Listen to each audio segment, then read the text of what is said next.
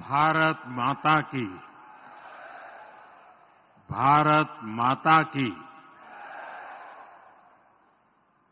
मंच पर उपस्थित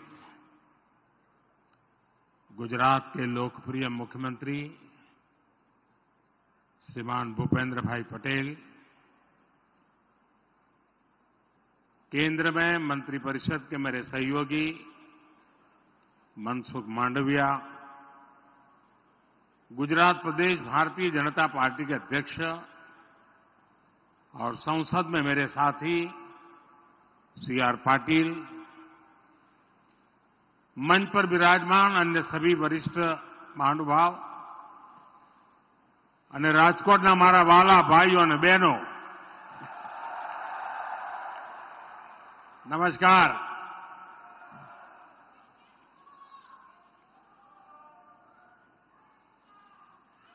आज के इस कार्यक्रम से देश के अनेक राज्यों से बहुत बड़ी संख्या में अन्य लोग भी जुड़े हैं। कई राज्यों के माननीय मुख्यमंत्री, माननीय गवर्नर श्री, विधायकगण, सांसदगण, केंद्र के मंत्रीगण, ये सब इस कार्यक्रम में वीडियो कॉन्फ्रेंस से हमारे साथ जुड़े हैं। मैं उन सभी का भी हृदय से बहुत बहुत अभिनंदन करता हूं। एक समय था जब देश के सारे प्रमुख कार्यक्रम दिल्ली में ही होकर रह जाते थे। मैंने भारत सरकार को दिल्ली से बाहर निकालकर देश के कोने कोने तक पहुंचा दिया और आज राजकोट पहुंच गए। आज का ये कार्यक्रम भी इसी बात का गवाह है। आज इस एक कार्यक्रम से देश के अनेकों शहरों में विकास कार्यों का, लोकार्पण का और शिलान्यास होना एक नई परंपरा को आगे बढ़ा रहा है। कुछ दिन पहले ही मैं जम्मू कश्मीर में था। वहां से मैंने IIT Bhilai, IIT Tirupati, triple IT DM Kurnool, IIM बोध गया, आईआईएम जम्मू, आईआईएम विशाखापट्टनम और आईआईएस कानपुर के कैंपस का एक साथ जम्मू से लोकार्पण किया था। और अब आज यहां राजकोट से AIIMS Rajkot, AIIMS Raebareli, AIIMS Mangalagiri, AIIMS Bathinda और एम्स कल्याणी का लोकार्पण हुआ है। 5 एम्स। विकसित होता भारत ऐसे ही तेज गति से काम कर रहा है, काम पूरे कर रहा है। साथियों, आज मैं राजकोट आया हूं तो बहुत कुछ पुराना भी याद आ रहा है।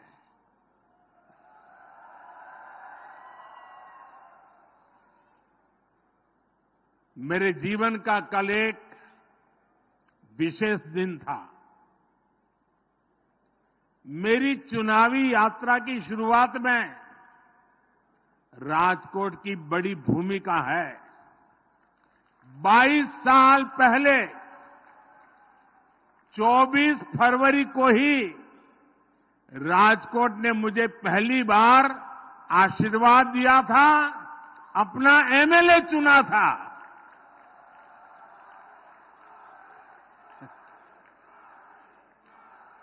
और आज 25 फरवरी के दिन मैंने पहली बार राजकोट के विधायक के तौर पर गांधीनगर विधानसभा में शपथ ली थी, जिंदगी में पहली बार। आपने तब मुझे अपने प्यार, अपने विश्वास का कर्जदार बना दिया था। लेकिन आज 22 साल बाद मैं राजकोट के एक एक परिजन को गर्व के साथ कह सकता हूं कि मैंने आपके भरोसे पर खरा उतरने की पूरी कोशिश की है।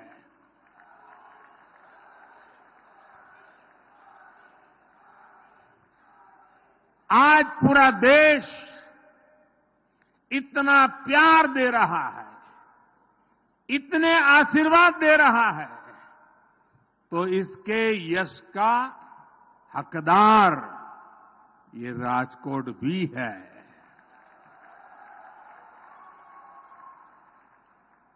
आज जब पूरा देश तीसरी बार एनडीए सरकार को आशीर्वाद दे रहा है, आज जब पूरा देश अब की बार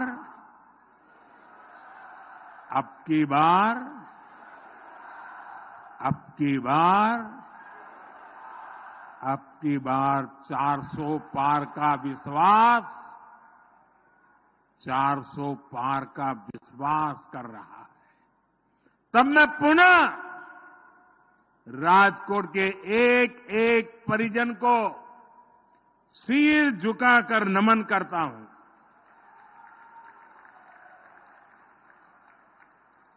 मैं देख रहा हूं पीढ़ियां बदल गई हैं, लेकिन मोदी के लिए स्नेह हर आयु सीमा से परे है। ये जो आपका कर्ज है, इसको मैं ब्याज के साथ विकास करके चुकाने का प्रयास करता हूं।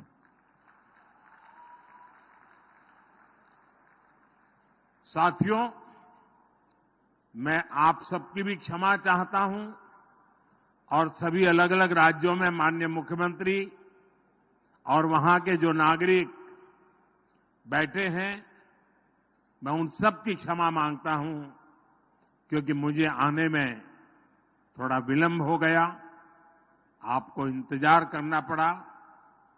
लेकिन इसके पीछे कारण ये था कि आज मैं सुबह द्वारिका में भगवान द्वारिकाधीश के दर्शन करके, उन्हें प्रणाम करके राजकोट आया हूं। द्वारका को बेट द्वारका से जोड़ने वाले सुदर्शन सेतु का लोकार्पण भी मैंने किया है। द्वारका की इस सेवा के साथ साथ ही आज मुझे एक अद्भुत आध्यात्मिक साधना का लाभ भी मिला है। प्राचीन द्वारका, जिसके बारे में कहते हैं कि उसे खुद भगवान श्री कृष्ण ने बसाया था, आज वो समंदर में डूब गई है। आज मेरा सौभाग्य था कि मैं समुद्र के भीतर जाकर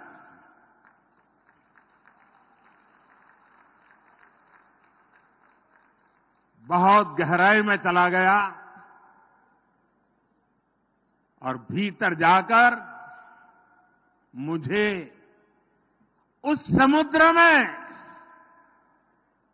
डूब चुकी श्री कृष्ण वाली द्वारिका, उसके दर्शन करने का और जो अवशेष हैं उसे स्पर्श करके जीवन को धन्य बनाने का, पूजन करने का, वहां कुछ पल प्रभु श्री कृष्ण का स्मरण करने का मुझे सौभाग्य मिला। मेरे मन में लंबे अरसे से ये इच्छा थी कि भगवान कृष्ण की बसाई उस द्वारिका भले पानी के भीतर रही हो, कभी न कभी जाऊंगा, मत्था टेकूंगा। और वो सौभाग्य आज मुझे मिला।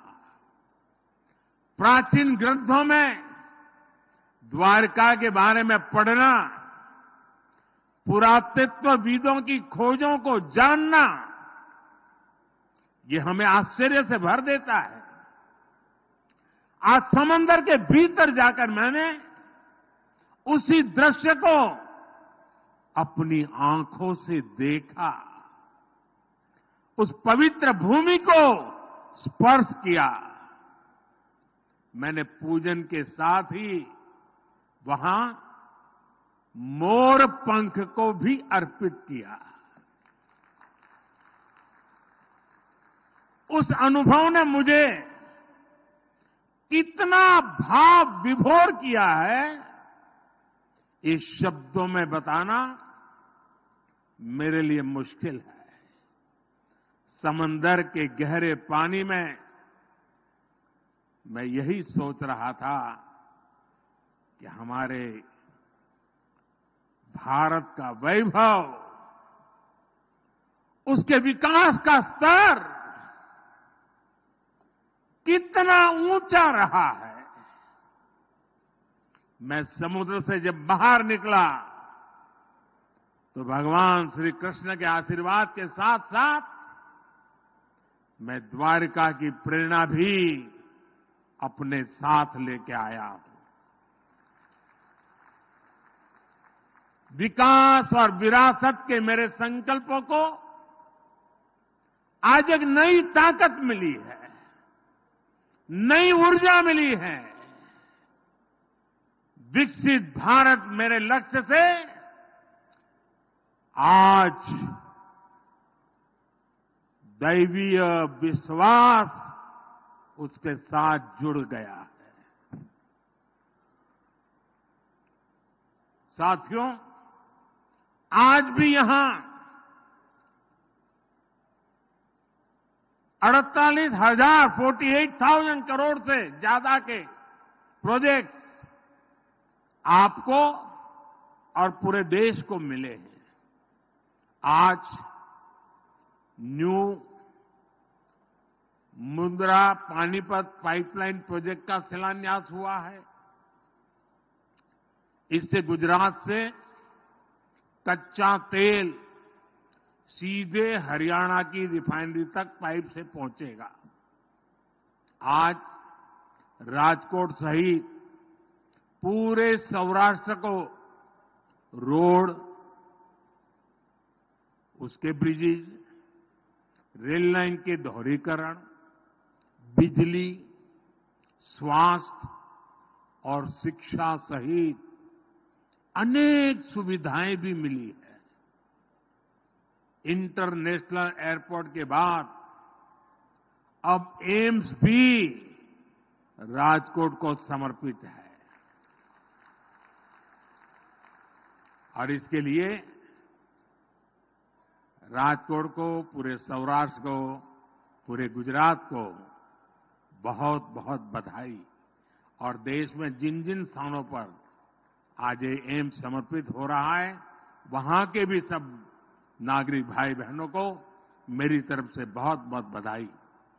साथियों, आज का दिन सिर्फ राजकोट और गुजरात के लिए ही नहीं, बल्कि पूरे देश के लिए भी ऐतिहासिक है।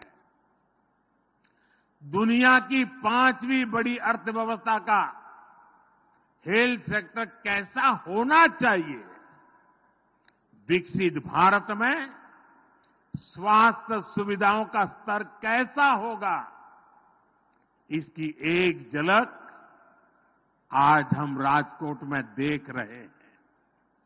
आजादी के 50 सालों तक देश में सिर्फ एक एम्स था, और वो भी दिल्ली में। आजादी के 7 दशकों में सिर्फ 7 एम्स को मंजूरी दी गई, लेकिन वो भी कभी पूरे नहीं बन पाए। और आज देखिए, बीते सिर्फ 10 दिन में, 10 दिन के भीतर भीतर 7 नए एम्स का शिलान्यास और लोकार्पण हुआ है। इसलिए ही मैं कहता हूं कि जो 6-7 दशकों में नहीं हुआ, उससे कई गुना तेजी से हम देश का विकास करके देश की जनता के चरणों में समर्पित कर रहे हैं। आज 23 राज्यों और केंद्र शासित प्रदेशों में 200 से अधिक हेल्थ केयर इंफ्रास्ट्रक्चर प्रोजेक्ट का भी शिलान्यास और लोकार्पण हुआ है। इनमें मेडिकल कॉलेज हैं, बड़े अस्पतालों के सैटेलाइट सेंटर हैं, गंभीर बीमारियों के लिए इलाज से जुड़े बड़े अस्पताल हैं। साथियों, आज देश कह रहा है मोदी की गारंटी, यानी गारंटी पूरा होने की गारंटी।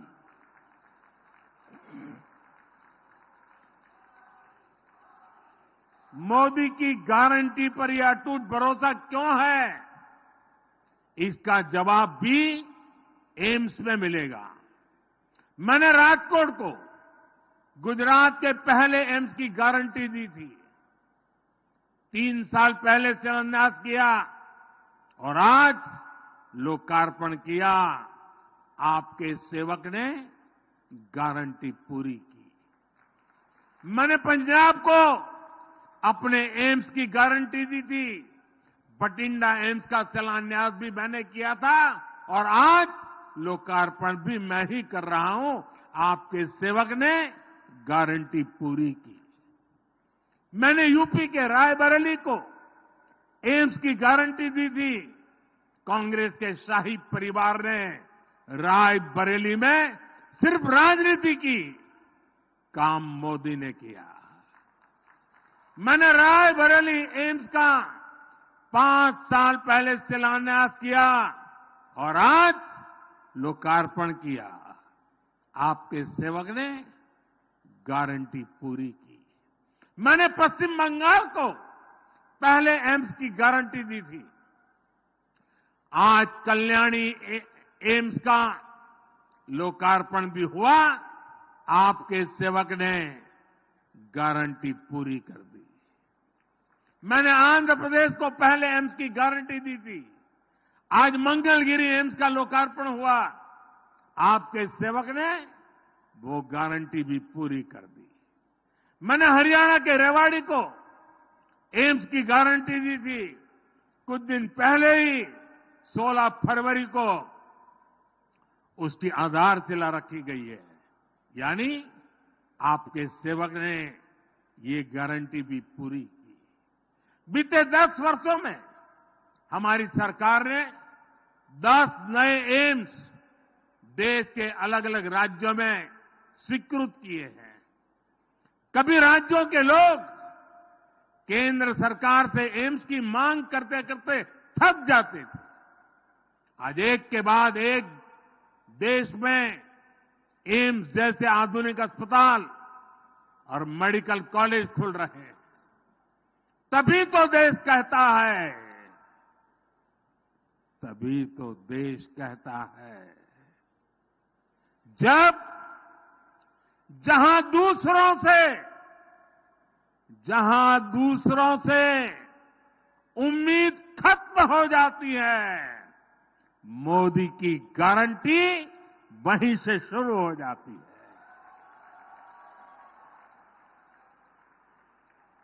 साथियों, भारत ने कोरोना को कैसे हराया, इसकी चर्चा आज पूरी दुनिया में होती है। हम ये इसलिए कर पाए क्योंकि बीते 10 वर्षों में भारत का हेल्थ केयर सिस्टम पूरी तरह से बदल गया है। बीते दशक में एम्स, मेडिकल कॉलेज और क्रिटिकल केयर इंफ्रास्ट्रक्चर के नेटवर्क का अभूतपूर्व विस्तार हुआ है। हमने छोटी छोटी बीमारियों के लिए गांव-गांव में 1.5 लाख से ज्यादा आयुष्मान आरोग्य मंदिर बनाए हैं। 1.5 लाख से ज्यादा। 10 साल पहले देश में करीब 380-390 मेडिकल कॉलेज थे। आज 706 मेडिकल कॉलेज है। 10 साल पहले एमबीबीएस की सीटें लगभग 50,000 थी। आज 1 लाख से अधिक है। 10 साल पहले मेडिकल की पोस्ट ग्रेजुएट सीटें करीब 30,000 थी। आज 70,000 से अधिक है। आने वाले कुछ वर्षों में भारत में जितने युवा डॉक्टर बनने जा रहे हैं, उतने आजादी के बाद 70 साल में भी नहीं बने। आज देश में 64,000 करोड़ रुपए का Ayushman Bharat health infrastructure mission चल रहा है। आज भी यहां अनेक मेडिकल कॉलेज, टीबी के इलाज से जुड़े अस्पताल और रिसर्च सेंटर, पीजीआई के satellite centre, critical care blocks, ऐसे अनेक प्रोजेक्ट्स का शिलान्यास और लोकार्पण किया गया है। आज ईएसआईसी के दर्जन अस्पताल भी राज्यों को मिले हैं। साथियों, हमारी सरकार की प्राथमिकता बीमारी से बचाव और बीमारी से लड़ने की क्षमता बढ़ाने की भी है।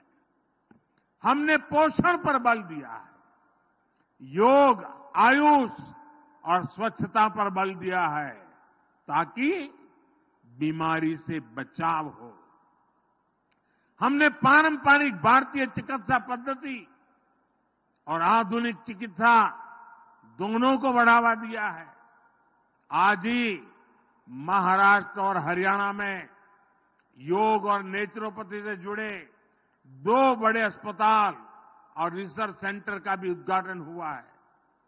यहां गुजरात में ही पारंपरिक चिकित्सा पद्धति से जुड़ा WHO का वैश्विक सेंटर भी बन रहा है।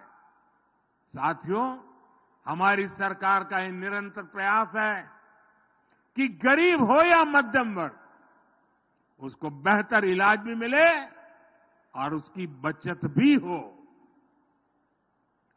आयुष्मान भारत योजना की वजह से गरीबों के 1 लाख करोड़ रुपए खर्च होने से बचे हैं। जन औषधि केंद्रों में 80% डिस्काउंट पर दवा मिलने से गरीबों और मध्यम वर्ग के 30,000 करोड़ रुपए खर्च होने से बचे हैं। यानी सरकार ने जीवन तो बचाया, इतना बोझ भी गरीब और मिडिल क्लास पर पड़ने से बचाया है। उज्ज्वला योजना से भी गरीब परिवारों को 70,000 करोड़ रुपए से अधिक की बचत हो चुकी है। हमारी सरकार ने जो डेटा सस्ता किया है, उसकी वजह से हर मोबाइल इस्तेमाल करने वाले के करीब करीब 4,000 रुपये हर महीने बच रहे हैं। टैक्स से जुड़े जो रिफॉर्म्स हुए हैं, उसके कारण भी टैक्स पेयर को लगभग 2.5 लाख करोड़ रुपए की बचत हुई है। साथियों, अब हमारी सरकार एक और ऐसी योजना लेकर आई है, जिससे आने वाले वर्षों में अनेक परिवारों की बचत और बढ़ेगी। हम बिजली का बिल 0 करने में जुटे हैं और बिजली से परिवारों को कमाई का भी इंतजाम कर रहे हैं। पीएम सूर्य घर मुफ्त बिजली योजना के माध्यम से हम देश के लोगों की बचत भी कराएंगे और कमाई भी कराएंगे। इस योजना से जुड़ने वाले लोगों को 300 यूनिट तक मुफ्त बिजली मिलेगी और बाकी बिजली सरकार खरीदेगी, आपको पैसे देगी। साथियों, एक तरफ हम हर परिवार को सौर ऊर्जा का उत्पादक बना रहे हैं, तो वहीं सूर्य और पवन ऊर्जा के बड़े प्लांट भी लगा रहे हैं। आज ही कच्छ में 2 बड़े सोलर प्रोजेक्ट और विंड एनर्जी प्रोजेक्ट का शिलान्यास हुआ है। इससे रिन्यूएबल एनर्जी के उत्पादन में गुजरात की क्षमता का और विस्तार होगा। साथियों, हमारा राजकोट उद्यमियों का, श्रमिकों, कारीगरों का शहर है। ये वो साथी है जो आत्मनिर्भर भारत के निर्माण में बहुत बड़ी भूमिका निभा रहे हैं। इनमें से अनेक साथी हैं जिन्हें पहली बार मोदी ने पूछा है, मोदी ने पूजा है। हमारे विश्वकर्मा साथियों के लिए देश के इतिहास में पहली बार एक राष्ट्रव्यापी योजना बनी है। 13,000 करोड़ रुपए की पीएम विश्वकर्मा योजना से अभी तक लाखों लोग जुड़ चुके हैं।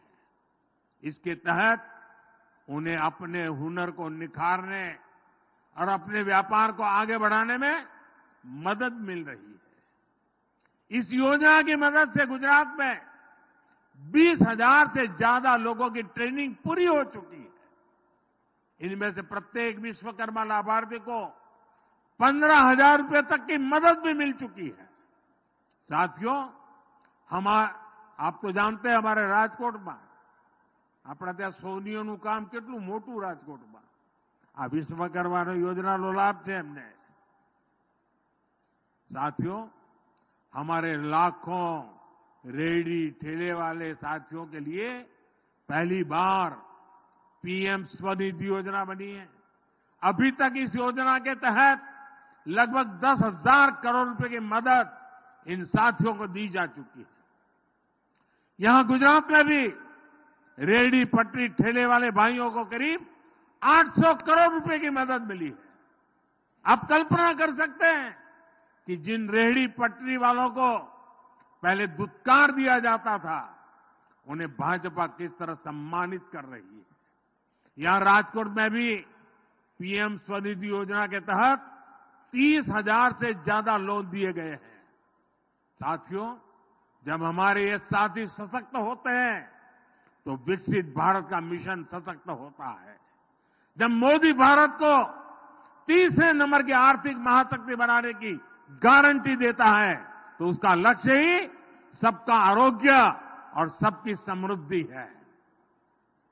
आज ये जो प्रोजेक्ट देश को मिले हैं, ये हमारे संकल्प को पूरा करेंगे। इसी कामना के साथ आपने जो भव्य स्वागत किया एयरपोर्ट से यहां तक आने पूरे रास्ते पर, और यहां भी बीच में आकर के आपके दर्शन करने का अवसर मिला। पुराने कई साथियों के चेहरे आज बहुत सालों के बाद देखे, सबको नमस्ते किया, प्रणाम किया। मुझे बहुत अच्छा लगा। मैं बीजेपी के राजकोट के साथियों का हृदय से अभिनंदन करता हूं, इतना बड़ा भव्य कार्यक्रम करने के लिए, और फिर एक बार इन सारे विकास कामों के लिए और विकसित भारत के सपने को साकार करने के लिए हम सब मिलजुल करके आगे बढ़े। आप सबको बहुत बहुत बधाई। मेरे साथ बोलिए भारत माता की, भारत माता की, भारत माता की। बहुत बहुत धन्यवाद।